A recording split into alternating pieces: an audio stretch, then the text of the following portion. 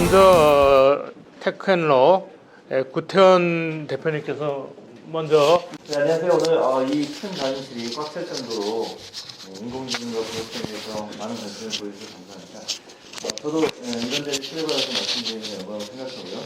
그 케이서는 작년에도 그 규제개혁 10대 과제 연구에 참여를 해서 했고요. 뭐 작은 도움을 좀 드렸었고, 그 다음에 훌륭한 연구 보고서가 나와서 4천만 생명위원회 납품이 됐습니다. 그래서 그 보고서들을 제가 여기저기 보내드렸더니 굉장히 정말 잘 만든 보고서다 하니까 살펴봐 주시기 바랍니다. 지금 오늘도 그 규제개혁 10대 과제 연장선상에 있는 것인데요. 일종의 강론 같은 느낌이 많이 듭니다. 왜냐하면 작년에 10대 과제에도 바로 글로벌과 차이 있는 규제들, 그리고 산업의 발전을 옥죄는 규제들 등등, 그리고 여러 가지 실질적인 효과가 입증되지 않는 규제들로 산업 발전이 제외된 그런 것들에 대해서 영향평가 등을 통해가지고 실제로 하자는 얘기를 총론으로 10가지 제시를 해드렸었는데요. 그 규제개혁 과제의 틀을, 프레임을 오늘은 인공지능과 블록체인의 융합 산업에 적용해서 논의를 하시는 것으로 저는 느껴지고요. 여러 발제자님들의 훌륭한 인사이트를 많이 주셨습니다. 저도 이제 블록체인이 그 인기를 끌기 시작할 때쯤 관심을 가졌고요. 2016년에 정보화진흥원에서 세미나를 했었어요. 그때 핀테크와 관련해서 암호화폐를 이야기했었어요. 아직은 2017년에 그 과열이 시작되기도 전이고, 그런데 제가 그때 핀테크를 주로 핀테크 법령 규제 개선을 많이 연구하고 있었기 때문에 그때 차별을 받아서 공부를 시작했던 게 제 업무로서 시작한 첫 번째 일입니다. 그런데 그때는 아직 암호화폐가 우리 사회, 우리 정부가 어떤 거부감을 가지기도 전이었고요.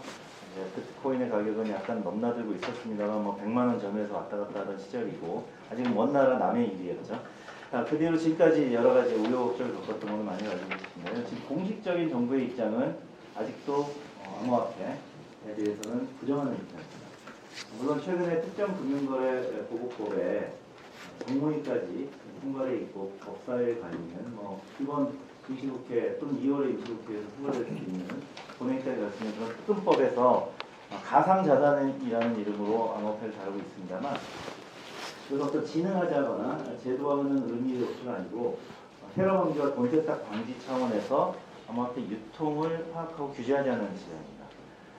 그 규제하려면 어쩔 수 없이 법률에 그 용어를 넣어야 되고, 그리고 근거를 남겨야 되기 때문에 들어가는 것이죠. 실질적인 내용을 보면 가상자산을 취급하는 이제 수많은 사업자 중에 신고를 거친 사업자만 앞으로 가상자산을 다루는 사업을 할 수 있다는 것이라서 금융위의 시행령이 어떻게 규정되는지에 따라서 가상자산을 중심으로 한 산업이 굉장히 위축될 수도 있고 또는 현행을 유지할 수도 있는 그런 기로에 서 있는 상황입니다. 이게 정부의 입장인 것을 좀 말씀드리고요. 아직까지 그 이외에는 블록체인 산업의 대표적인 상품이라고 할 수 있는 암호화폐에 대해서는 정부는 소극적 내지 부정적 입장인 것을 말씀드릴 수 있겠고요. 그 다음에 이제 과기부에서 R&D 프로젝트가 나온 것을 쭉 보면 블록체인 프로젝트가 많이 있습니다.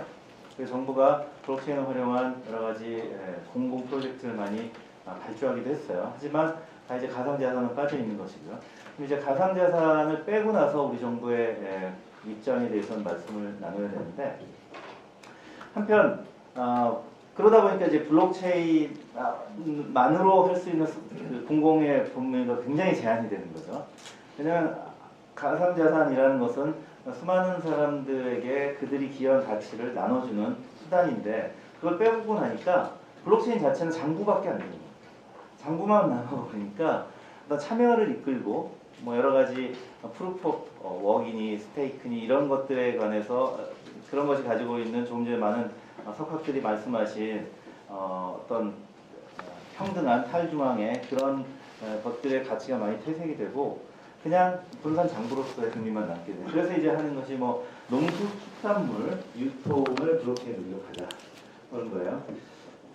그렇게 하면 좋겠죠. 근데 저는 그 프로젝트가 과연 현재 중앙형 DB와 앱으로 동일한 일을 했을 때 훨씬 나은지 아닌지 모르겠어요. 그냥 개발 비용은 전부 누군가가 정부 또는 대자본이 될 것이고, 그리고 그런 것이 퍼블릭 블록체인일 필요도 없고, 노드라는 게 뭐 필요한 만큼 몇 개 놔둘 것이고, 그런 상황에서 블록체인이 돌아간다고 하는 게 그냥 중앙형 서버와 앱을 가지고 정보 보안을 하면서 그런 정보들을 신뢰할 수 있는 주체가 주는 것과 다른가 하는 것이죠. 그래서 우리 공공 블록체인 발전이나 진흥의 방향이 뭔가 많이 아쉽습니다. 여러 사람들이 함께 참여해서 그 발전과 성과를 나누면서 또 새로운 민주주의, 경제민주화 또는 기술민주화의 툴로서 발전시키는 그런 모습은 별로 보이지 않는 그냥 국가 프로젝트, 뭐 건설 프로젝트 중에서도 그냥 공공 프로젝트를 주는 느낌인데도 많이 제한되어 있는 것 같아요. 이런 것들에서 좀 많은 차이를 보고 있고, 잘 아시다시피 이제 미국은 민간 회사이지만 페이스북이 리브라를 낸다고 하고 올해 중으로 발행할 수 있다는 거죠. 이건 굉장히 파괴력이 클 것 같습니다. 제가 부회장으로 있는 블록체인 법학회에서도 이 리브라 프로젝트에 대해서 바로 이번 달 30일도 다시 공개 세미나를 하는데요. 과연 이것이 그 화폐경제 그리고 국가경제 그리고 법제도에 미치는 영향이 어떨지에 대해서 계속 연구를 하고 있을 겁니다. 한편 중국은 아시다시피 블록체인 암호화폐 유통과 거래를 중단시키고 와이셔도 중단시켰지만 중앙은행이 계속 특허를 내면서 공산은행이나 중앙은행이 계속 특허를 내면서 그런 걸 준비해서 이제 곧 CBDC라고 하는 그 국가 블록체인 암호화폐, 국가 화폐를 이제 디지털 화폐를 발행을 하게 곧 임박했다는 거죠. 아직 이렇게 앞서 나가고 있고, 다른 나라들은 이런 시민 참여형 가상자산을 중심으로 한 여러 가지 서비스들이 발전하고 있는데요.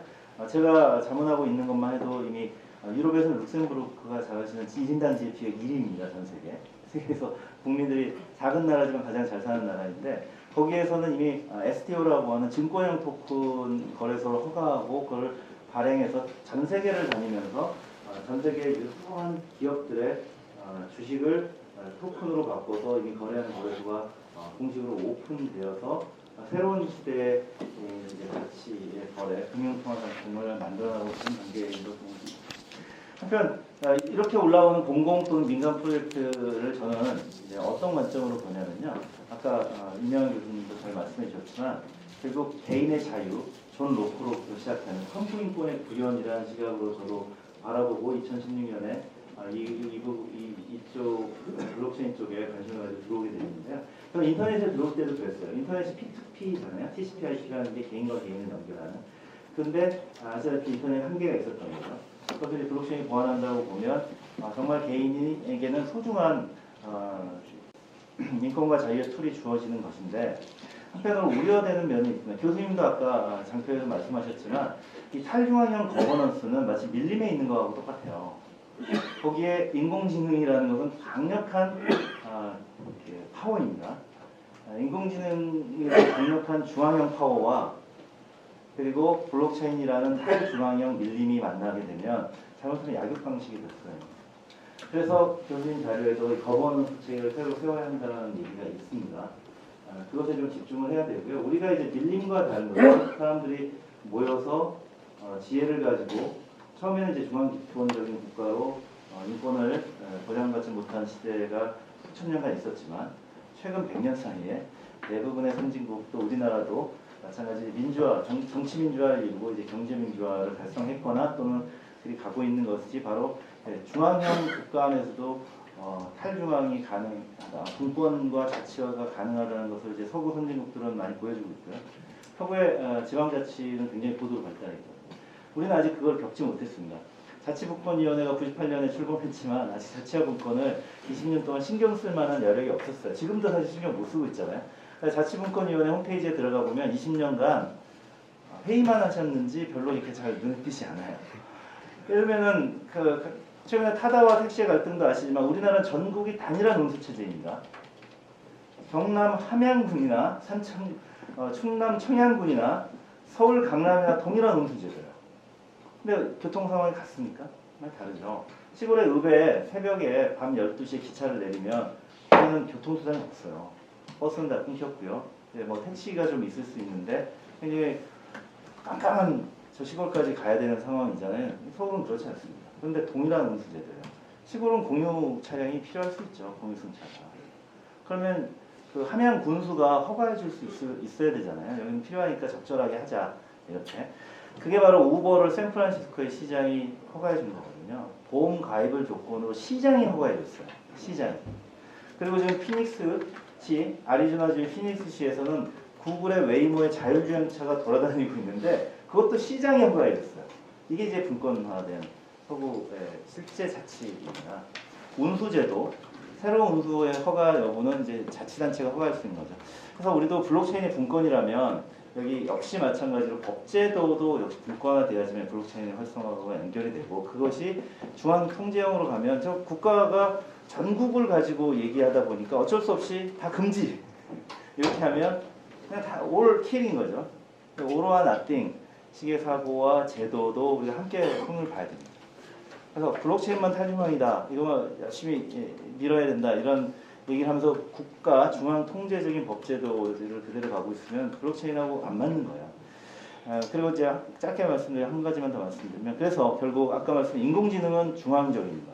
가장 뛰어난 인공지능이 전 세계를 지배하는 거거든요. 잘 아시는 서구의 서양의 빅테크 회사들이 다 인공지능을 발전시키고 있어요. 인공지능과 밀림이 만나면 탈중앙이 만나면 결국 이 데이터를 너무나 많은 데이터가 블록체인에 올라올 경우에는 줘도 알지 못하는 그런 상황이 오지 않겠어요? 그것은 결국 파워에 휩쓸리게 되는 거거든요. 여기서 우리는 뭘 해야 되냐면 실력을 갖춰야 되는 거죠. 우리도 봐야 되는 거거든요. 그래서 우리도 인공지능 발전시키고 블록체인 기술을 발전시켜서 못지않은 수준에 올라가야지만 밀리지 않을 수 있게 되는 겁니다. 그래서 역시 지금 현재 정부의 입장은 굉장히 아쉽다. 왜냐면은 대자본만 블록체인을 개발할 수 있고 스타트업은 개발할 수 없는 이런 상황. 왜냐하면 국가가 반대하니까 투자 생태계가 활성화되지 않습니다. 그래서 투자를 받아서 구글이 되고 아마존이 돼야 되고 애플이 돼야 되는 다 투자로 성장하는 회사들이에요. 우버도 마찬가지고 그런 기회가 지금 블록체인 산업에는 보이지 않고 있으니 카카오가 클레이튼 만들어서 그냥 해외에서 상장하고 있고 국내에는 이제 눈치 보면서 여기에는 유통도 못 시키고 있고 대기업도 눈치 보고 이렇게 해가지고는 블록체인 기술과 또 인공지능도 마찬가지인데 우리의 데이터 주권을 지켜주고 합리적인 거버넌스를 만드는 그런 식으로 이 산업이 발전하기는 매우 어려운 것 같습니다. 그래서 참 해결해야 될 문제가 많은데요.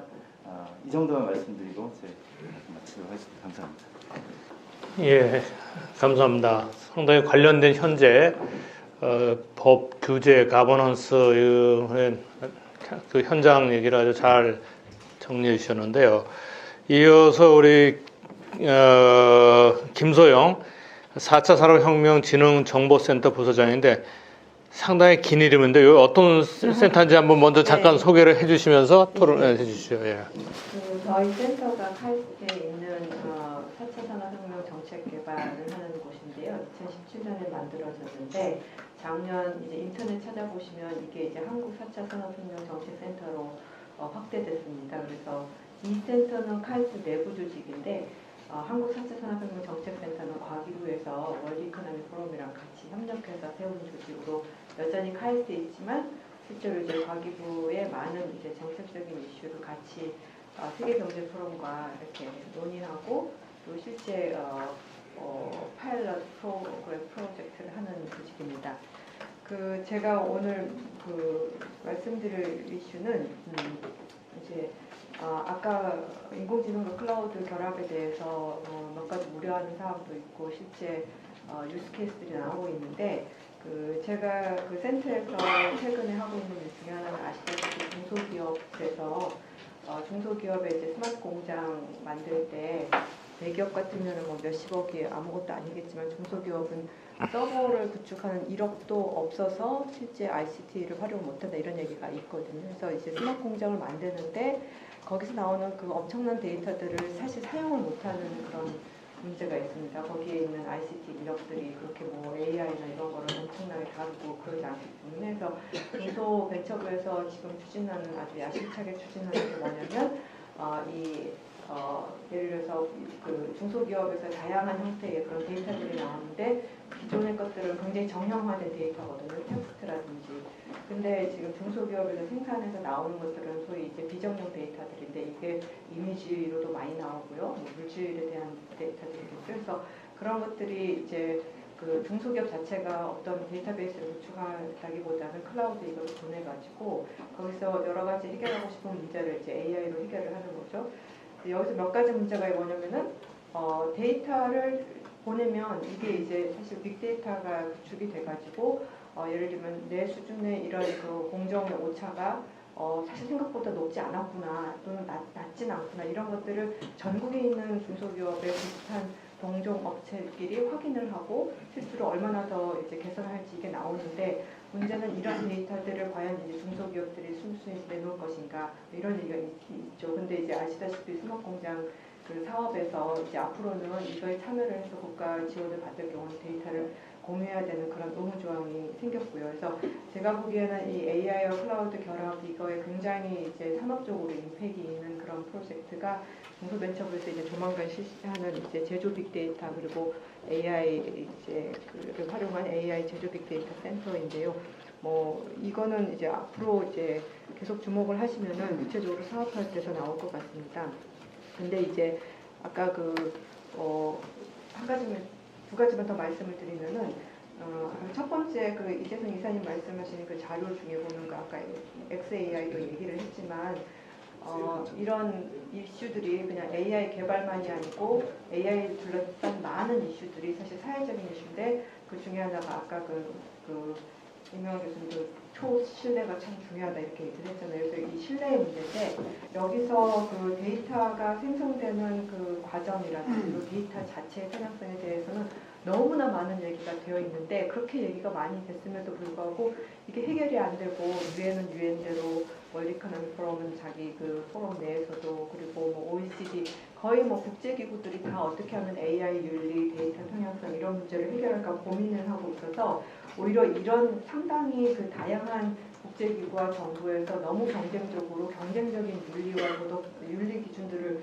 보는 그런 가이드라인을 그 내세우고 있어서 지금 얘기되는 거는 이거 자체도 사실 스탠다드가 필요하다. 너무 많은 데서 AI 윤리 이런 것이고 IEEE에서도 뭐 이렇게 에티컬 AI가 뭐냐 이래가지고 많이 나오고 있거든요. 그래서 사실은 뭐 트롤리 빌레만 얘기한 지가 꽤 됐음에도 불구하고 이게 국제적인 어떤 기준이 될 만한 그런 윤리 가이드라인이 안 나오고 있는 게 지금 현실이라서 조금 답답한 게 있고요.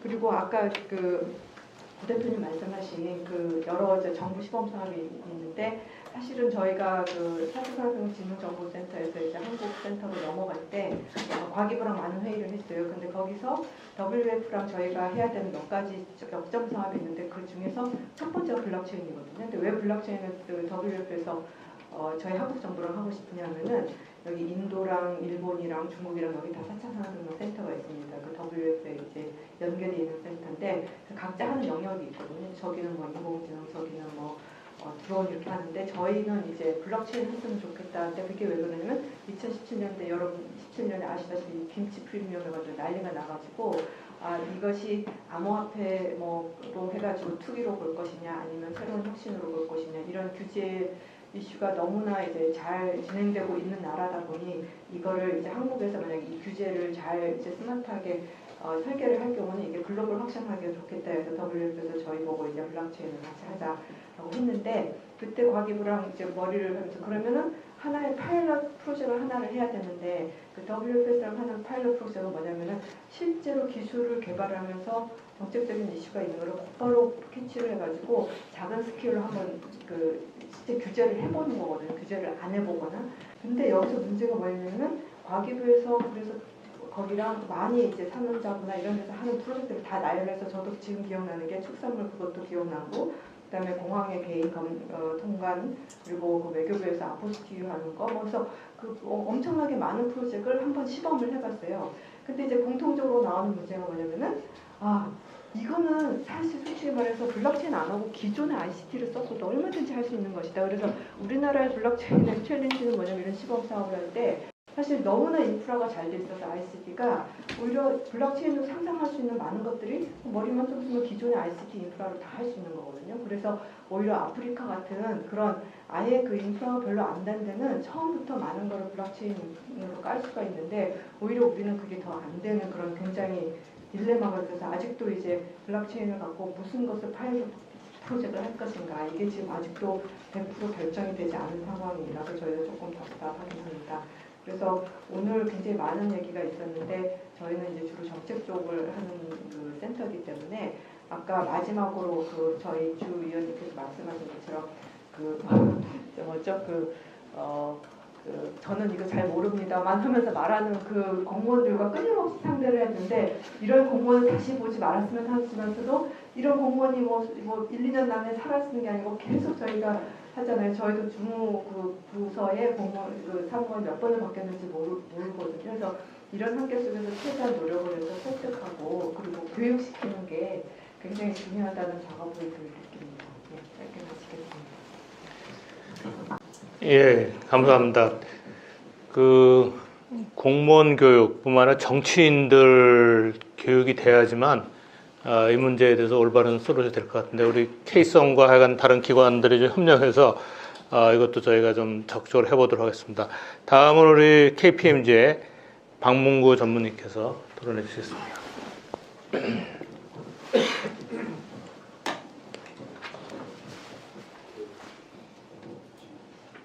네, 이렇게 그 한희 사장님 이렇게 주재하시는 신년 첫 이 포럼에 오게 돼서 영광입니다. 불러주셔서 감사하고요.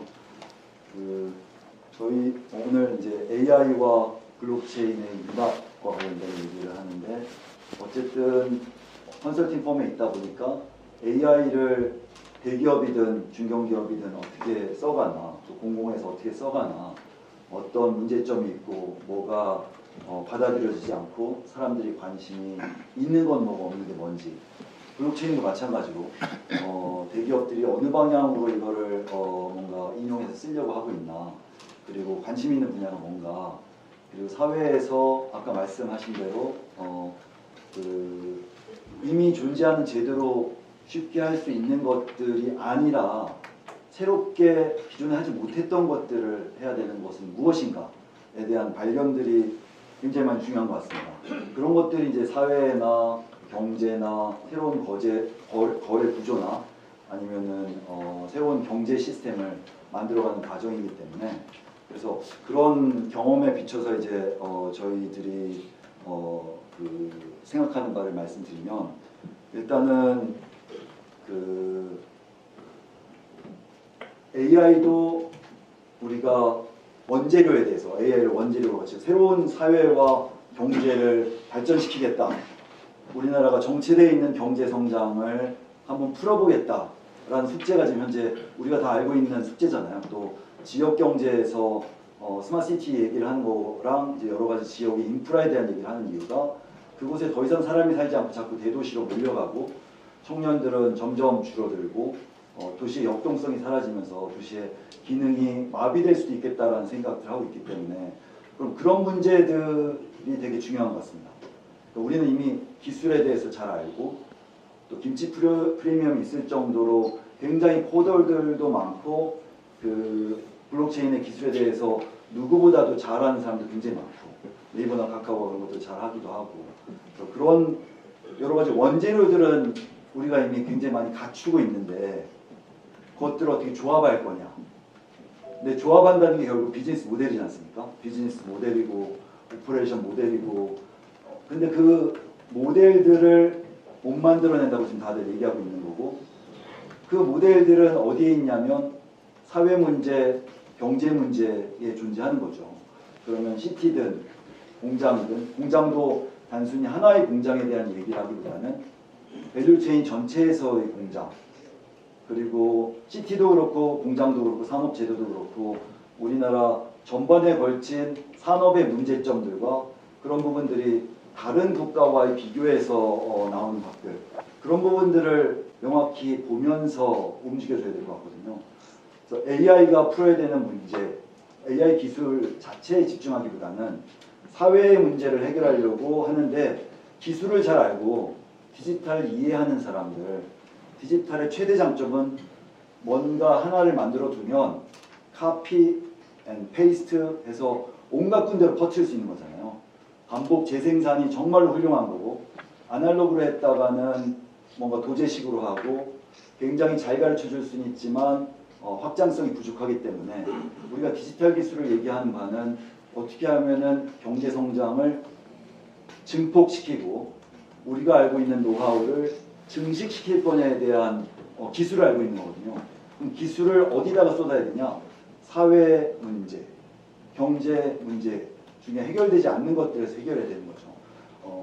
뭐 제가 추상적인 단어만 나열했기 때문에 요즘 하고 있는 사례로 케이스원에서도 늘 나오는 게이미피케이션 6가지 디지털 기술이 있고 그렇게 디지털로 모였던 정보들을 다시 사람들에게 아날로그로 되돌려주는 또 6가지 기술이 있고 그 중에서 하나 되게 중요한 게 게이미피케이션. 이미 이제 케이스원이 얘기하고 있는 건데 도시에서의 게이미피케이션, 도시의 공무원분들과 시청의 예산의 집행은 다 사일로져서 가잖아요. 그들의 예산은 독거노인에 대한 예산 따로, 결식아동에 대한 예산 따로, 보건소 따로, 재래시장 따로, 청년창업 따로, 그리고 뭔가 공동화돼 가고 있는 구도심의 치안 문제 따로. 이런 부분들은 혹시나 우리가 알고 있는 디지털 기술이나 AI나 블록체인의 기술을 가지고 해결할 수 있나? 그 문제를 찾아봐야 거기서 이제 비즈니스 모델을 만들 수 있는 여지가 나오는 거죠. 예를 들어서 게이미피케이션은 마치 롤플레잉 게임처럼 이렇게 만들어 볼 수 있겠죠. AI 스피커가 있으니까 AI 스피커로 그 독거노인이 거동이 힘들어서 병원을 못 가고 결식아동이 그 골목에 살고 있는데 부모님이 아직 먼 곳에 있는 일터에서 아직도 일하고 있기 때문에 돌아오지 못해서 배를 굶고 있고 그런 부분들을 AI 스피커로 사회복지사에게 전달할 수 있다면 그런데 사회복지사는 모자라잖아요. 또 6시 공무원이기 때문에 마찬가지로 6시 이후에 퇴근하시는 분들도 많이 있을 수 있고 그런 부분들은 우리가 잘 알고 있는 기술로 SNS로 옆집의 아주머니나 가사노동만 하고 계시는 가정주부 뭐 내지는 아빠들도 요즘 가정주부가 많이 있으니까 내지는 주변 지역에 있는 대학생들에게 동아리에 던져서 여러분 몇 동 몇 호에 사는 할아버지와 결식아동이 힘들어하고 있으니까 방문해서 모시고 IoT로 추적되는 스마트 모빌리티로 재래시장 가서 밥 먹고 보건소 가서 진료하고 다시 모셔다 드리면 우리가 지역화폐로 재래시장에서 밥을 먹든지 아니면 과외비로 쓸 수 있는 지역화폐로 여러분들의 어떤 뭔가 바우처를 드릴게요 라는 게임. 이 게임에서 벌써 얘기하는 게 여러 부서의 업무가 엮여져 있거든요. 하나의 게임인데 지역화폐도 들어가 있고 재래시장에서 먹는 것도 들어가 있고 청년들의 어떤 일자리도 들어가 있고 그리고 이게 작동한다면 디지털 기술로 인해서 24hour 7days 이게 작동한다면 공무원분들의 제한된 시간을 더 넓힐 수 있는 그 기술들을 이용해서 청년이나 가정주부를 작동시키고 그게 작동이 잘 되네. 그러면 그걸 카빙아웃해서 도시의 빈집에다가 꽂아주면서 도시 골목길에 트래픽을 만들고 그러면은 치안 문제도 어느 정도 해결될 수 있고 더불어 청년 창업이 어느 정도 해결될 수 있고 도시의 문제, 사회의 문제를 해결하는 그 공무원들의 예산 사용을 단 한 번 쓰고 치료 사업이나 나눠주기로 끝나는 것을 게이미피케이션으로 엮어주면 N번의 효과가 날 수 있다는 거죠. 그게 사실은 우리가 디지털 기술을 이용해서 만들 수 있는 게이미피케이션들이고 그리고 모두가 투명하게 정보의 공유를 통해서 해볼 수 있는 것들이거든요. 예산을 한 번 쓸 때 N번의 효과를 우리가 낼 수 있을까? 이게 사실은 경제 성장의 출발점이라고 생각합니다. 아까 말씀하신 대로 공무원분들이나 기재부나 국토부에게 만약에 알려줄 게 있으면 예산을 한 번 써서 소진될 수 있는 확률이 되게 높은데 그게 복지 예산 한 번 쓸 때 청년 창업으로 연결될 수 있을까? 그러면서 그렇게 몇 개 만들어진, 골목에 만들어진 청년 창업의 스타트업들이 만들어내는 데이터는 어떻게 쌓이는 게 좋을까? 쌓이면은 누가 AI로 분석하는 게 좋을까?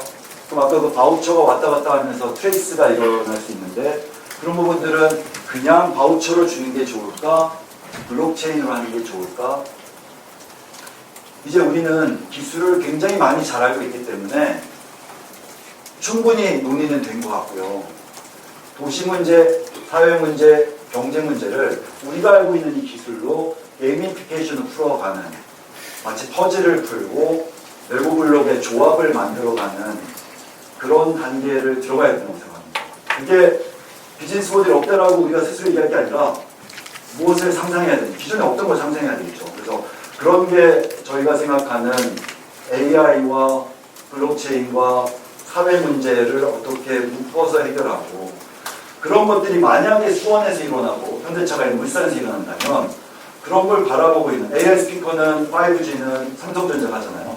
그런 스타트업들이 쌓은, 수원시에서 쌓은 정보들은 삼성전자 입장에서는 자기 5G와 AI 스피커를 남미와 아세안의 국가에게 팔 수 있는 좋은 스토리텔링이 되지 않을까요?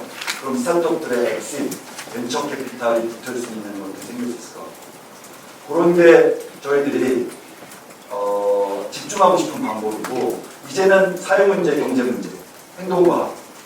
그래서 저희가 생각하는 디지털 트랜스포메이션 그냥 세 단어로 이제 줄여서 결론이라기보다는 브레인스토밍을 같이 여러분과 해보면 메타볼리즘, 일단 테크놀로지를 알아서 테크놀로지 조합을 할 수 있는 사람이어야 된다. 그다음 에코시스템, 우리가 기존에 늘 하던 산업이 아니라 새로운 산업, 디지털 기술을 가지고 만들 수 있는 산업의 에코시스템 뭔지 상상할 수 있는 사람이어야 된다. 설계할 수 있는 사람이어야 된다.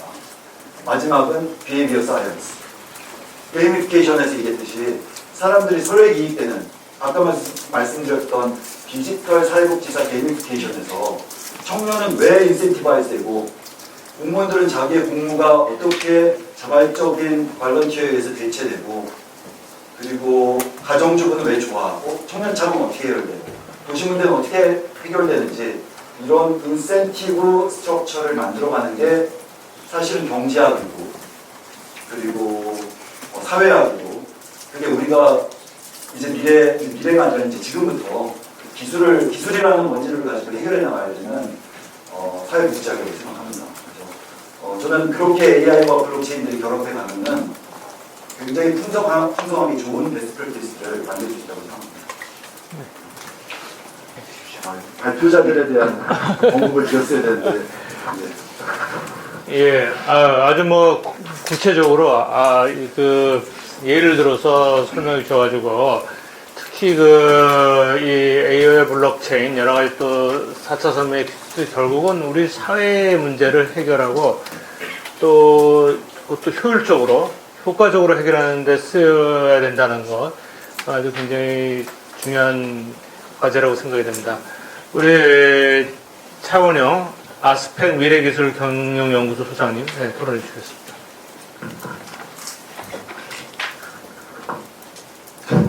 블록체인이든 인공지능이든 블록체인이 3.0가 있습니다. 인공지능도 알파고를 2.0이라고 하는데 그 다음에 나온 것들이 전부 3.0입니다. 아까 조항기 이사님이 발표했던 거. 그래서 제가 생각할 때는 올해서부터가 상당히 중요합니다. 2020년부터가 앞으로 10년 동안에 뭐에 집중해서 연구 개발을 해야 되느냐, 여기에 나라의 성패가 달려있다고 생각합니다. 자, 저는 이제 기술을 연구하는 사람이니까 먼저 인공지능부터 얘기하자면 클라우드야, 우리 이사님 아까 발표한 데가 다 클라우드 AI거든요. 클라우드 AI가 많이 좀 발전해서 6,000원에 2,800원에 단 하나의 모드를 갖다가 다운로드 받아갖고 사용할 수가 있죠. 그래서 그것을 앞으로 아까 우리 주의사님들 발표했던 엑셀과 워드처럼 사용해야 돼요. 지금 클라우드 AI의 알파고라든지 클라우드 AI는 사용할 수가 없어요. 아까 이재성 이사님이 우리 인간의 두뇌에는 20와트 쓴다고 했어요. 한 시간에. 처음에 불 붙이고 지금은 20와트지 불을 붙여놓으면 5와트, 3와트밖에 안 씁니다. 그런데 알파고가 얼마나 썼냐면 1시간에 1메가와트 썼어요.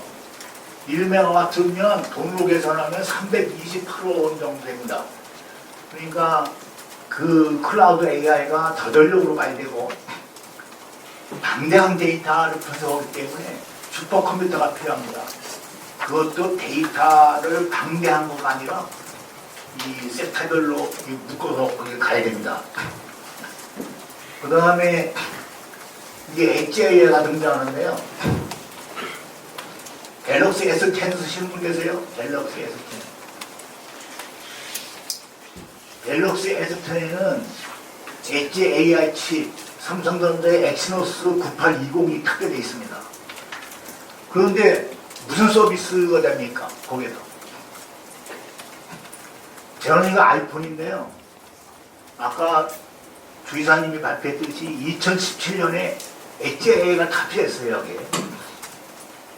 그리고 작년에 A13 바이오닉 칩이 탑재가 됐어요. 그래서 서비스가 일어나고 있습니다. 그러니까 아바타, 그 애니모지가 이모지로 바뀌었죠. 그래서 사진 찍으면 각자 이렇게 많은 걸 이렇게 모델링 해줍니다. 또 하나가 얼굴 인식을 이렇게 인식해서 페이스타임 35명하고 페이스타임이 됩니다. 그리고 올해는 iOS가 3D OS로 바뀔 가능성이 상당히 많습니다. 그리고 아이폰에 여기 앞에 보면 카메라가 2대, 그 다음에 도트 프로젝터가 들어갔어요. 도트 프로젝터. 뒤에 보면 카메라가 3대가 들어갔죠. 그래서 올해서부터는 3D OS 베이스의 3D AR 서비스로 갈 가능성이 상당히 많습니다. 애플이. 그런데 제가 바이오닉 칩이라든지 삼성 엑시노스라든지 그 다음에 퀄컴의 스냅드래곤 8850 그걸 다 분석해봤는데 이 뉴런과 스냅들을 연결을 하네요. 우리는 다층구입니다. 다층이라는 거는 20층이 될 수도 있고 100층이 될 수도 있고 1000층이 될 수도 있어요. 그런데 지금 만든 그 엣지AI 칩들은 전부 패러럴입니다. 2개 층으로 나가고 있어요. 그러니까 어떻게 보면 기술적으로 인간의 무론과 스냅들을 따라오기가 상당히 힘들다라고 생각이 되고 10년 안에 이것을 모방해서요. 적어도 6개층으로 데이터가 할 수 있도록 그렇게만 한다면 그래서 우리나라가 AI 반도체를 예타가 통과됐어요. 제가 들어가서 작업했는데 그리고 어저께 발표했죠. 삼자가 과기부가 1조 3천억을 10년 안에 투자를 합니다. 그래서 올해서부터 이제 사업공학, 나스의 사업공학 그래서 이게 들어가는데 그 방향을 잘 잡아갖고 잘 발전시키면 연구개발하면 우리나라도 가능성이 있다 봅니다. 두 번째 이제 블록체인인데요. 여러분들 블록체인 T앱이죠, T앱.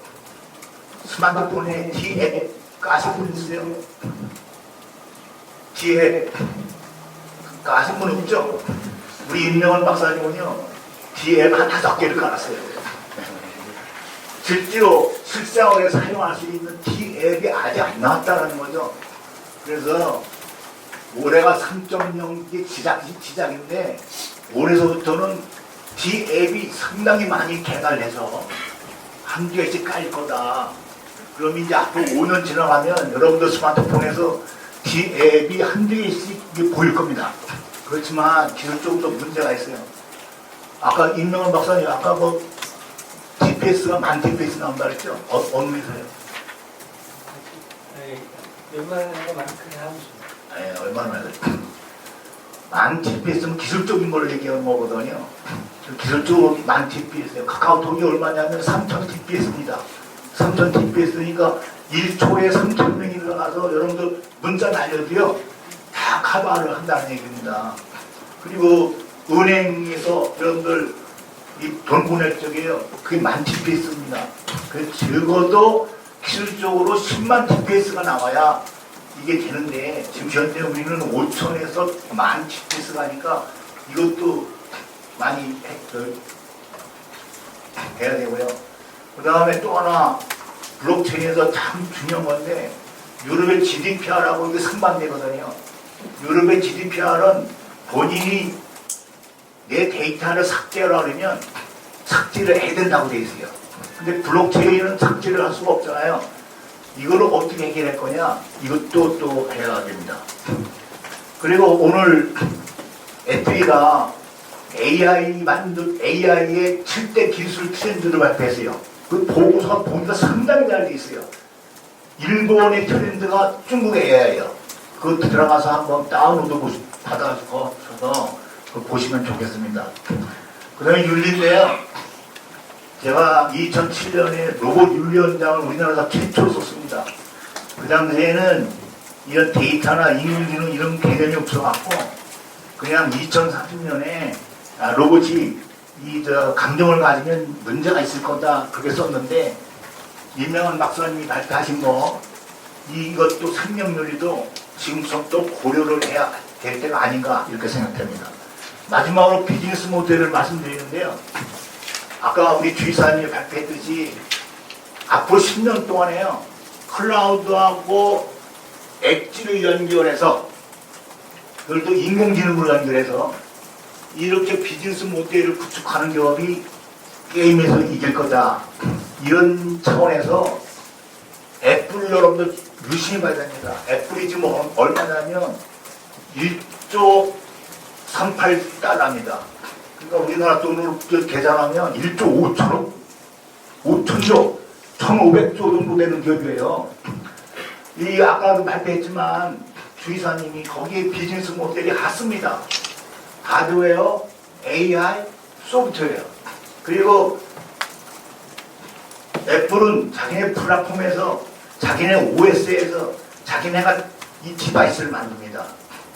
그래서 이 애플을 잘 벤치마킹해서 우리가 비즈니스 모델을 구축해야 되는데 클라우드와 엣지를 연결해서 인공지능을 연결시켜서 그런 비즈니스 모델을 우리도 구축하면 우리나라도 승산이 있다 이렇게 판단합니다. 예, 아주 기술적인 문제와 비즈니스 모델까지 잘 연결해서 설명을 해주셨는데요. 우선 우리 발표자님들께 지금 네 분이 코멘트한 거 중에나 아니면 조금 더 다른 거 언급하고 싶은 거 있으면 해주시고 제가 여기 청중들에게 또 질의 응답 시간 갖도록 하겠습니다. 우리 순서를 바꿔서 우리 임명환 영부님께서 먼저 좀 자리에서 그냥 얘기해 주시죠. 네, 매번 그 말씀 잘 듣고 제가 영어 잘하고 저한테 많은 교훈을 주셨는데요. 말씀하신 것 중에 약간 제 의견이 필요한 것들을 몇 가지 말씀드리겠습니다. 저는 아까도 말씀드렸지만 AI의 블록체인은 보완제 성격으로 접근하는 게 좋지 않겠나 하고 생각하고 있습니다.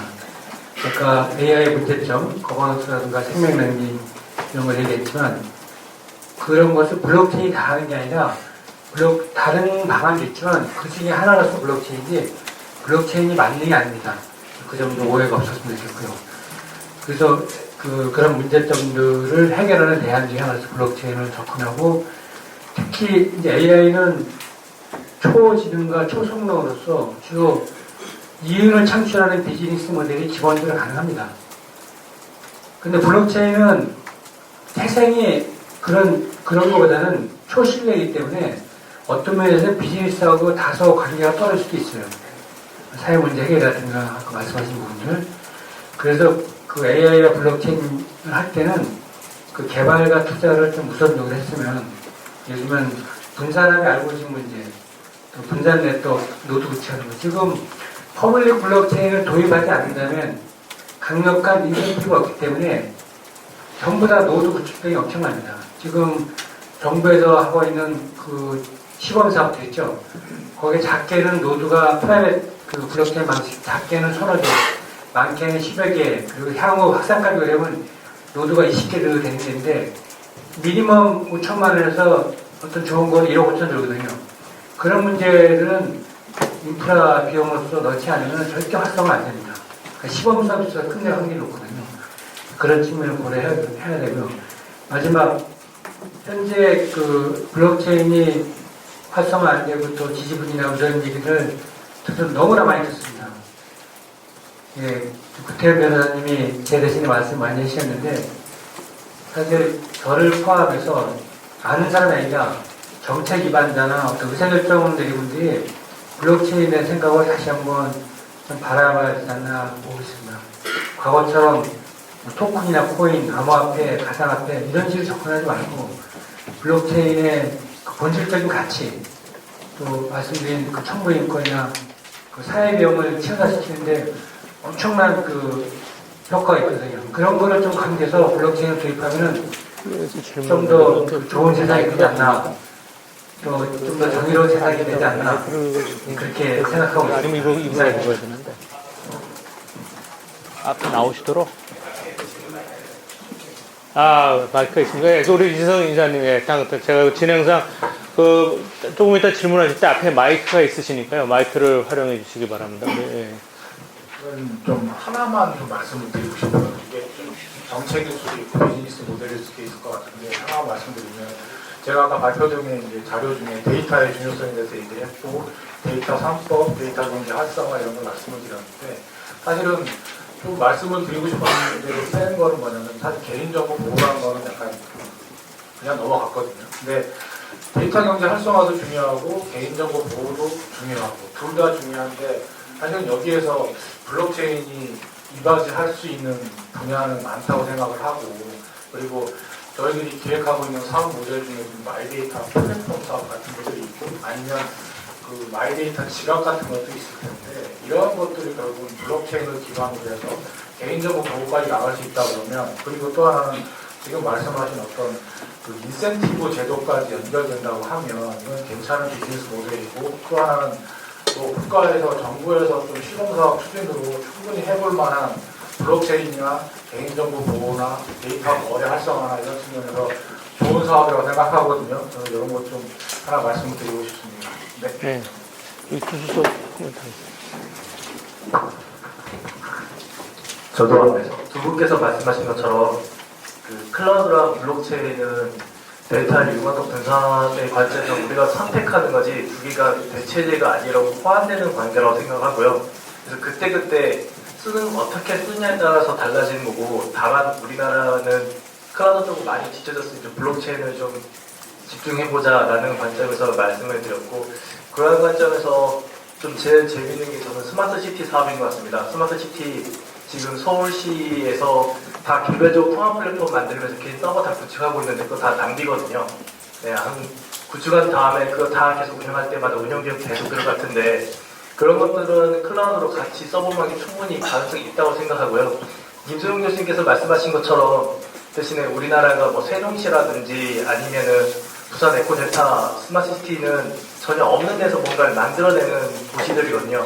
그런 도시 같은 경우에는 기존의 인프라를 쓰지 않고 블록체인 인프라를 쓴다면 훨씬 더 효율적이기 때문에 같이 갈 수 있다고 생각합니다. 그래서 그게 같이 가는 것들을 한번 생각해 보면 어떨까라고 생각을 했고 그리고 아까 또 교수님께서 말씀하신 것 중에 그 스마트 팩토리를 또 이야기해 주셨는데 그 스마트 팩토리에서 실은 중소기업에서 가장 어려운 거는 실질적으로 한 100억 정도의 매출이 나와야 실제 스마트 팩토리를 해볼만 하지 작은 기업들은 스마트 팩토리에 크게 의미가 없습니다. 네, MES도 안 깔려있고 MS도 전부 다 달라서 데이터 표준 맞추기도 정말 어렵거든요. 그래서 그런 데이터 표준 먼저 간 다음에 스마트 팩토리를 하는 게 실질적 의미가 있지 스마트 팩토리 한다 그래서 그 전부 다 MES 보급 사업인데 약간 그런 것들도 좀 정책 우선순위에 좀 더 잘 맞춰주면 들어간 금액이 훨씬 더 큰 효과가 있지 않을까라고 생각합니다.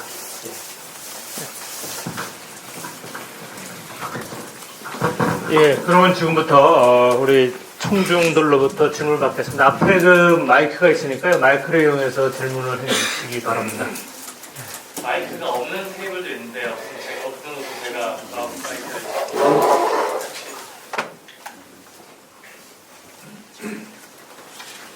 질문. 네.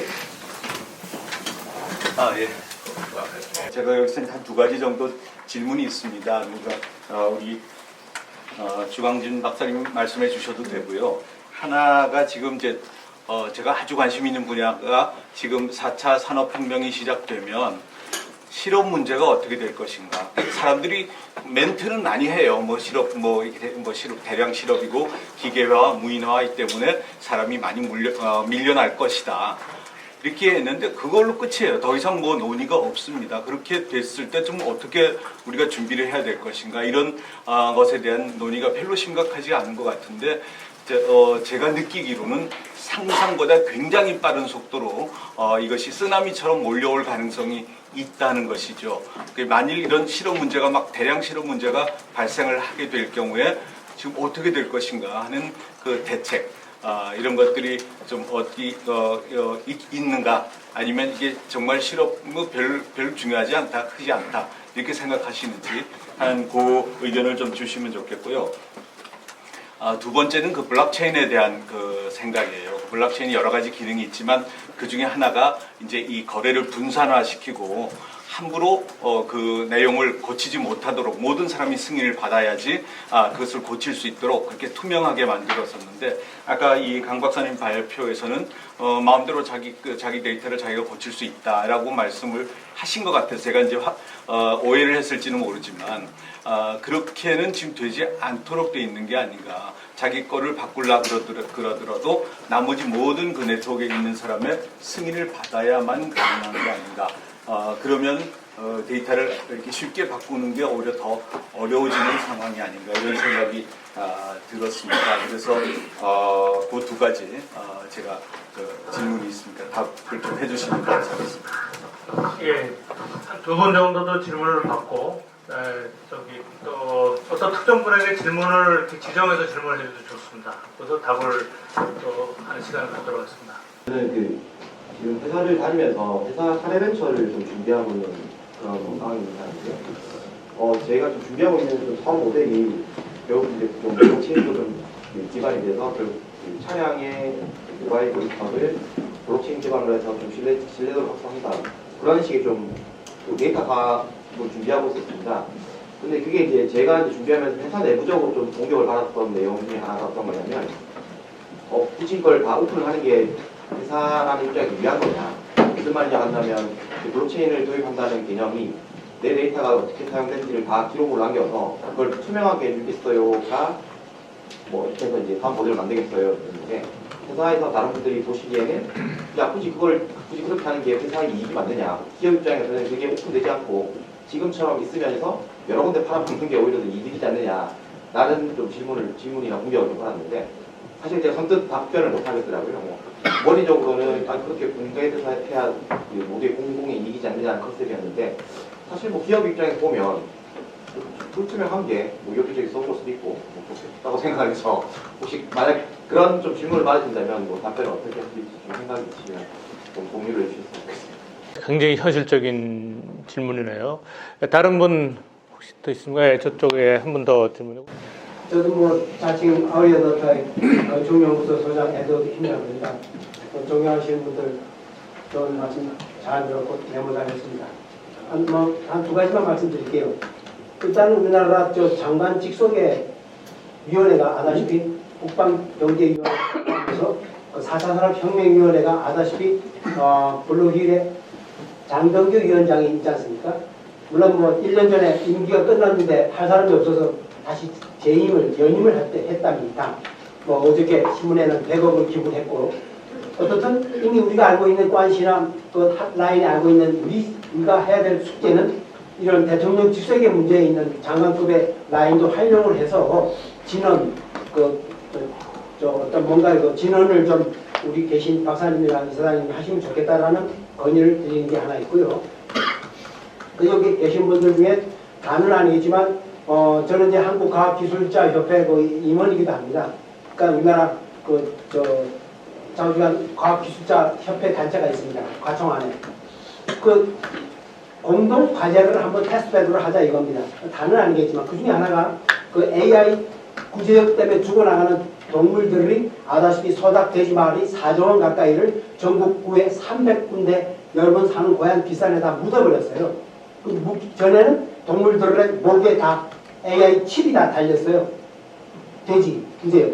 그러나 양계 포함해서 그것들이 내몰된 거를 다 꺼내보니까 완전 부패가 되지 않고 반부패가 됐다 이겁니다. 그래서 환경부나 미세먼지나 이런 것들이 자꾸 이제 사회적 문제가 파급에 돼가지고서리 아주 그 AI하고 직접 관계된 중간 결론은 그 AI 기술 갖고, 아티피셜 기술 갖고 지금 말한 구제역 AI 구제역 문제도 한번 공동 화제가 된다고 또 정치에 오신 분들이 맑은 정신에 오신 개발자라고 생각되니까 뭐 국책 과제는 여기다 책에 농림부 책에는 뭐 130억 정도 책정된 것도 있습니다. 그래서 공동 과제를 한번 수행을 하자라는 제안을 하는 바입니다. 감사합니다. 서울대 지속가능연구소에 있는 김민환인데요.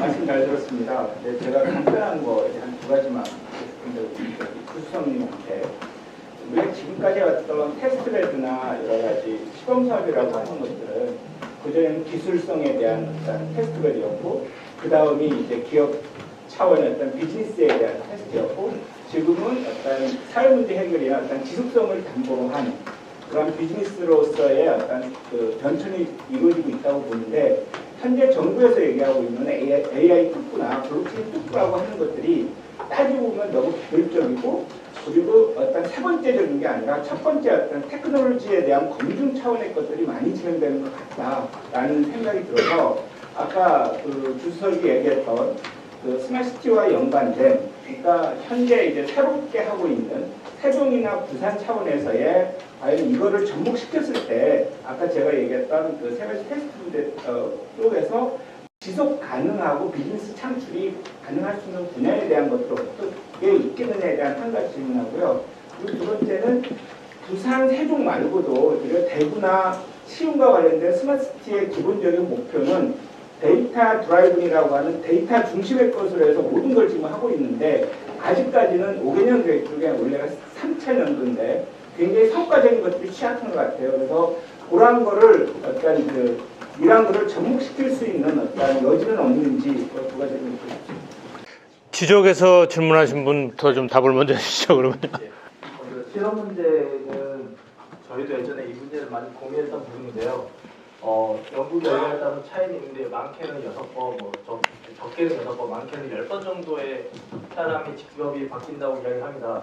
그렇다면 저희도 이 부분은 당연히 그렇게 될 수밖에 없다고 생각하고 그렇다면 가장 중요한 것은 그런 변화가 생길 때 사람들이 새로운 직장을 찾을 수 있도록 만드는 사회적 안전망과 함께 새로운 직업으로 넘어갈 수 있는 그런 시스템이 필요한데 그런 관점에서 공공에서는 평생교육을 좀 강화해야 되지 않나 생각하고요.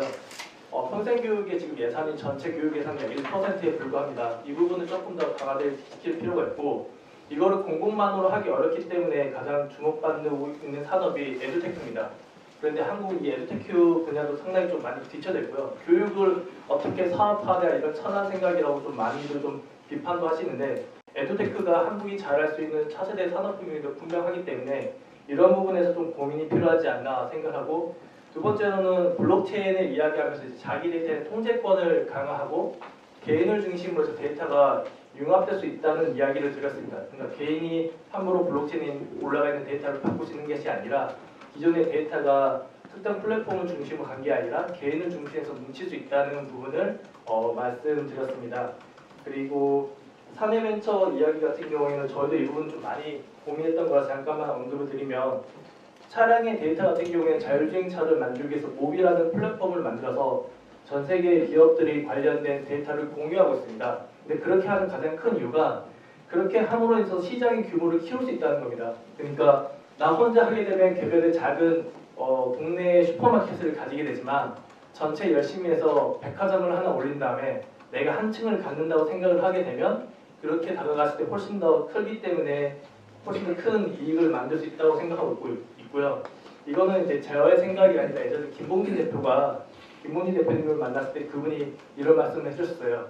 지금은 흡수됐지만 요기요와 경쟁을 했을 때 연간 1,000억 정도가 마케팅 시장을 썼는데 요기요가 한 700억, 배달 기족이 300억을 썼는데 그렇게 몇 년간 엄청난 마케팅 비용을 쓰게 되면서 배달이라는 문화를 확산시키게 되면서 자신들이 급격히 클 수 있었다고 분석을 하시더라고요. 저는 그런 부분을 좀 고민해 봐야 되지 않나라고 생각을 하고 있고요. 그리고 테스트베드 말씀하시면서 AI 특구 이야기하셨는데 저도 그 부분은 근데 기술적 발전도 반드시 필요하고 개발도 반드시 일어나야 된다고 생각을 하는데요. 대신에 저희가 주목했던 부분은 약간 세종시나 이런 부산 에코델타 시티보다는 오히려 대규모의 데이터가 모여있고 이걸 가지고 산업으로 실제 바로 구현할 수 있는 서울시 같은 데에서 이런 AI 활용성이 더 높지 않나라고 생각을 들었고 그러면서 이제 클라우드 중심으로 스마트 시티를 만들고 그 위에서 다양한 서비스를 구현하는 게 필요하지 않나 생각을 합니다.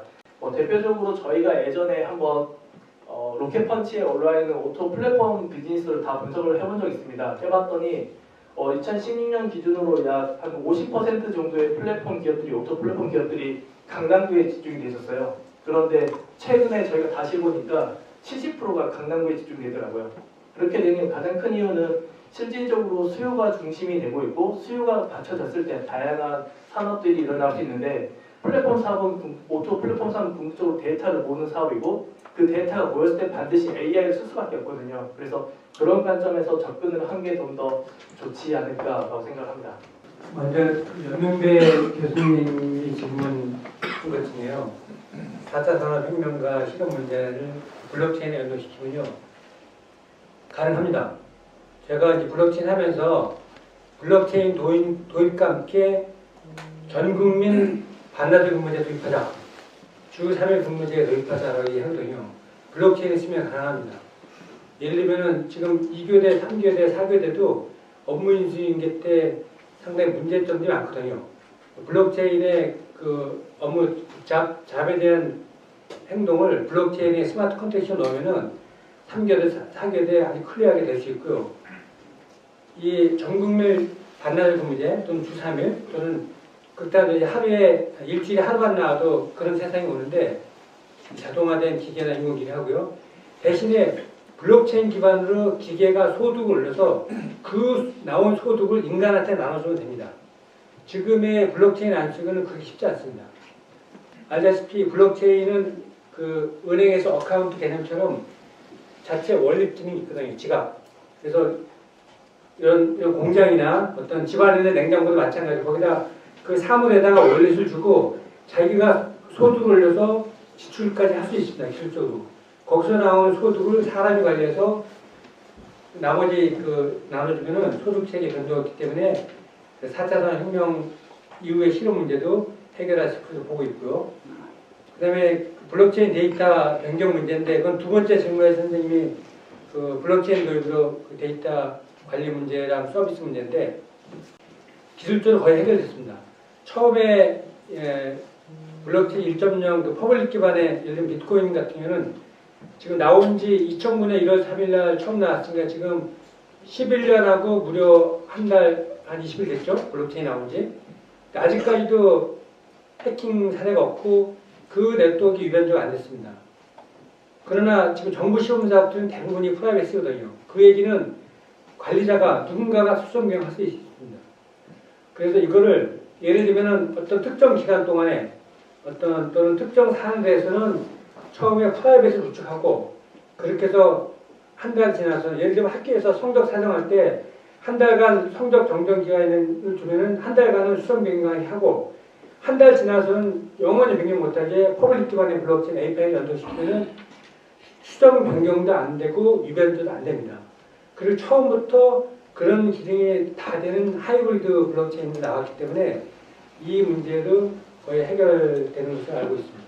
스마트 시티 관련돼서 질문하신 게 있어서 제가 생각을 잠깐 말씀을 드리면 스마트 시티도 물론 이제 도시별로 특성화된 것들이 올라가야 되겠는데 또 한 가지 붙였으면 하는 게 뭐냐면 산업 기반이 좀 반영이 됐으면 좋겠어요. 그러니까 창원시에도 스마트 시티도 분명히 만들 텐데 거기 산다는 무시할 수 없거든요. 그러면 중기벤처에서 추진하고 있는 제조 데이터 센터가 더 적합할 것 같고 근데 그 시민들을 위한 헬스케어나 이런 스마트 시티 개념을 또 무시할 수는 없거든요. 그러면 어떤 특성화된 것들이 반영이 돼야 되는데 제조 데이터 센터와 스마트 시티가 결합된 뭐 창원시의 어떤 데이터 센터 이런 모델들, 그러니까 지역의 특성과 산업적인 특성이 반영된 그래도 좀 지속 가능한 모델들이 나왔으면 하는 바람입니다. 네. 관련해서 토론자들께서도 혹시 질문에서 관련된 거 언급하실 거 있으십니까? 토론. 저는 이제 변호사니까요. 법률 제도의 관점에서 좀 말씀을 드리면 그 4차 산업혁명이라는 것을 다 받아들이신다면 산업혁명은 아시다시피 혁명이지 않습니까? 혁명은 기존의 판에서 새로운 판으로 이동하는 것을 얘기하는데요. 이동의 과정에 있는 거죠.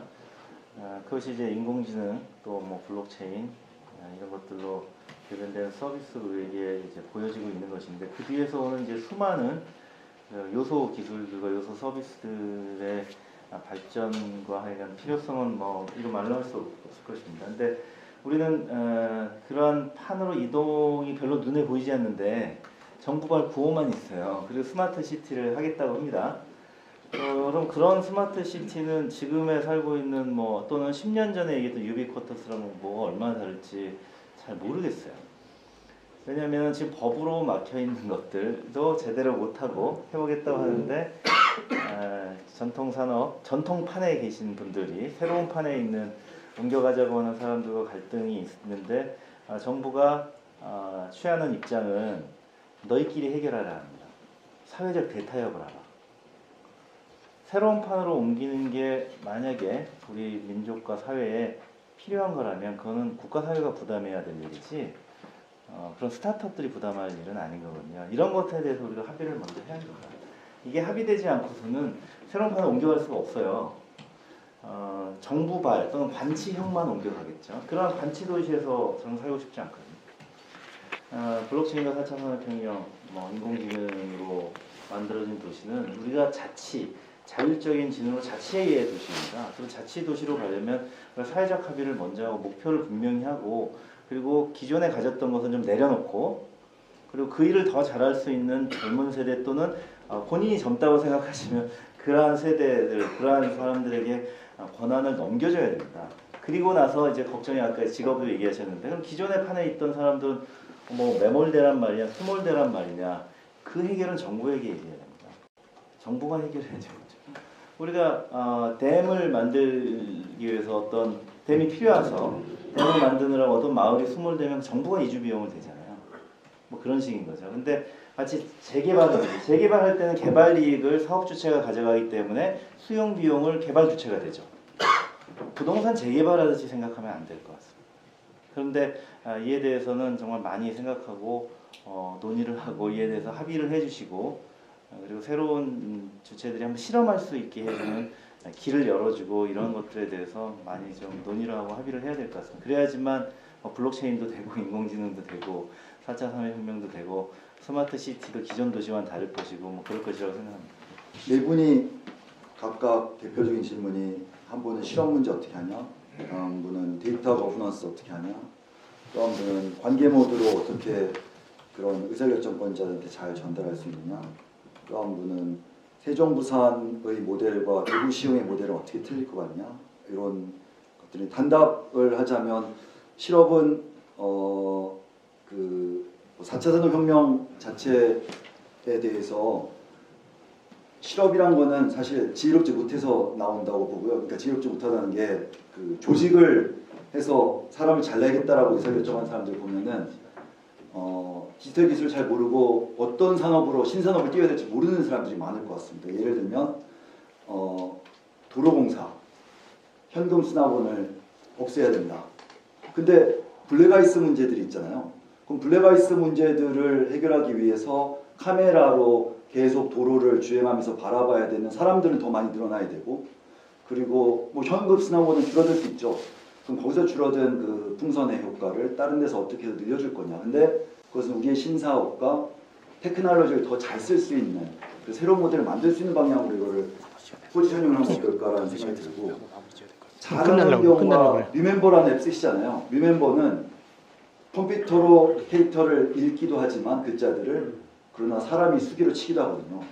그 두 개가 병행했을 때 명암 인식 시장을 장악을 해내잖아요. 물론 마케팅 비용도 뭐 작용했겠지만 앞으로 10년간은 아날로그랑 디지털이랑 병행해서 가면서 서로가 서로에게 배우고 그러면서 디지털 쪽의 모델을 더 키우기 위해서 기존의 타스크를 조금 바꾸면서 새롭게 그 디지털을 더 많이 쓸 수 있게 하는 방향으로 어떻게 사람을 재배치할 거냐에 대한 지혜로움의 문제지 실업의 문제는 아닌 것 같아요. 10년 동안은.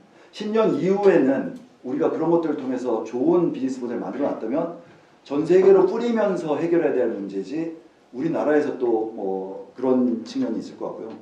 그런 산업벤처 측면에서 아까 임 교수님도 말씀하셨지만 그 데이터의 레이어나 블록체인 안에 또 블록체인을 만든다든지 하면서 여러 가지 데이터의 어떤 레이어나 거버넌스나 아키텍처를 설계해주면 공유해야 되는 정보는 공유하지만 공유했던 정보를 키값 따라서 또 기밀 정보를 던져서 주고받아야 되는 것들은 그거는 데이터 아키텍처의 문제지 어떤 그런 뭔가 다 공개한다라고 생각하는 거는 그 뭔가 좀 더 많이 들여다봐야 될 것 같고요.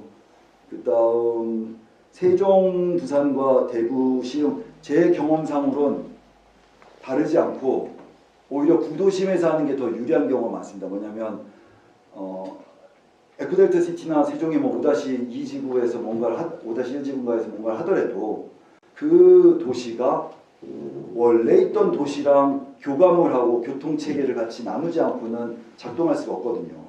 그러면은 레가시와 새로운 것들을 어떻게 인터페이스를 하고 같이 컨시스턴시를 만들어줄 거냐에 대한 모델을 만들어 가야 되는 건데 대구 시흥에서 하는 것도 사실 똑같거든요. 대구 시흥에서 하는 것도 새로운 기술을 집어넣어서 구도심에 있는 체계들을 데이터셋을 좀 갈라서 새롭게 올라온 신호와 기존에 있던 신호를 어떻게 서로 인터페이스하고 모델을 만들 거냐 문제이기 때문에 사실은 양쪽이 일단 초반에 출발할 때는 유사한 아키텍처 결국 중요한 거는 아까 말씀드린 대로 각각 사일로에서 움직이는 게 아니라 인터오퍼러빌리티를 어떻게 디자인해 주느냐의 문제지 한 번에 투자를 했을 때 N번 효과를 나오게 할 수 있는 아키텍처의 문제인 것 같아요. 그다음 마지막으로 관계 모드에 대해서는 저희가 그런 생각하고 있습니다. 그러니까 킥성과도 협의하고 있는데 아직 뭐 오늘 처음 협의했는데요. 잠깐 아까 연구원분들이랑 규제 비용과 샌드박스를 얘기하는데 사실은 우리가 미래에 존재하는 사회의 제도나 모습에 대해서 규제 샌드박스를 얘기하지 않고 1차원적으로 존재하는 것들에 대해서 얘기하는 경우가 되게 많거든요. 사실은 사회는 이렇게 변할 거고 2B의 모습에서 궁극적으로 우리가 풀어줘야 되는 무엇이냐. 결국 맨 밑에 1차원적인 규제를 풀어봤자 서로 부서끼리 협업 안 하면은 소용이 없기 때문에 그래서 원래 상상을 하든 아니면 새로운 2B의 모습을 어떻게 설계하느냐가 중요하고 그 설계된 통합의 모습에서 데브옵스를 변해갈 수는 있을지 몰라도 규제가 어떻게 되냐가 중요해서 그런 것들을 어떻게 국회의원들이나 의사결정권자들에 보여줄 거냐. 그들은 법 대 법으로 움직이잖아요. 그리고 법 대 법의 의사결정, 그들의 KPI는 자기가 다시 당선되느냐 마느냐잖아요. 그럼 그런 사람들에게 어떤 방식으로 전달을 해야 그들이 우리의 커뮤니케이션으로 끌려들어올 거냐의 문제인데 그렇다면 직관적 시각화. 직관적 시각화를 법과 법 간의 인터오퍼러빌리티나 상호 관계를 거미줄처럼 이렇게 연결을 해줘서 서로 우선순위와 상관관계가 있지 않습니까? 그런 부분들마다 노드마다 규제의 기회비용들을 이건 1조짜리입니다. 이게 1조짜리 풀리면 그 다음 게 풀리고요. 그 다음 게 풀리고요. 이런 우선순위와 이런 것들 시각적으로 전달해야 대시보드로 그래야 국회의원들이 1차원적으로 플레이하고 나는 다 해줬는데 라고 생각하는 문제를 없앨 수 있지 않을까. 상관관계에 있어서 당신이 1차적으로 뭔가를 해결해주면 고마운데 그 다음 2차, 3차에 이런 방향으로 할 거기 때문에 비즈니스는 우리 도시는 그런 것들을 시리얼리 디지털 스레트를 다 따라서 해결해 주길 바란다 라고 시민운동으로 전달할 수 있는 대시보드 직관적으로 시각화를 해줄 수 있는 것 그게 윗사람들을 설득해 나갈 수 있는 방식이 아닐까 이런 얘기들을 케이스와 협의하고 있습니다. 토론 시간이 많은 것 같았습니다만은 또 이렇게 하다 보니까 시간이 돼서 맞춰야 될 것 같습니다. 뭐 여러 가지 또 앞으로도 좀 더 다양한 주제로 또 구체적인 내용을 가지고 또 우리가 포럼을 진행하도록 하겠습니다. 그 결국은 이제 이 이런 것들에 대해서는 정부가 정치권이 어떤 막혀 있는 뭐 규제나 이 시장을 열어줘야 되는데 현재서는 굉장히 답답합니다. 그래서 며칠 전에 그 비례 규제 개혁당을 만들겠다고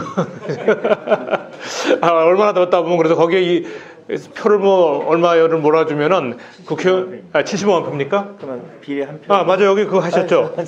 옆에 서 있었어. 옆에 있었죠. 그거 가능하다고 생각하는데 아마 여러분도 한번 할 때가 된 것 같아요. 그래서 이거를 정말 이렇게 해서 하더라도 규제 개혁 문제를 못 풀면은 사실은 4차 선명이나 AI나 이 블록체인 문제가 진짜 뭐 우리가 이것을 기회로 활용하는 데는 한계가 있지 않나라는 생각을 하면서 그래서 제가 아까 그 정치인이나 관료를 이거를 학습시키자 그렇게 생각했는데 제가 생각을 좀 바꿨습니다. 그거 잘하는 분이 그냥 국회로 들어가십시오. 그 국회의원들 공부시키기 굉장히 힘들고요. 그냥 이 전문가분들께서 아예 국회로 들어가셔서 앞장서서 그런 걸 하시는 게 더 빠르지 않을까라는 생각을 얼핏 해봤습니다. 오늘 장시간 동안 우리 또 시간을 보냈는데요. 우리 좋은 발표를 해주신 세 분의 발표자님, 또 네 분의 토론자님, 그리고 또 끝까지 앉아서 경청해 주시고 질문해 주시고 참여해 주신 여러분 모두에게 감사를 드리면서 마치도록 하겠습니다.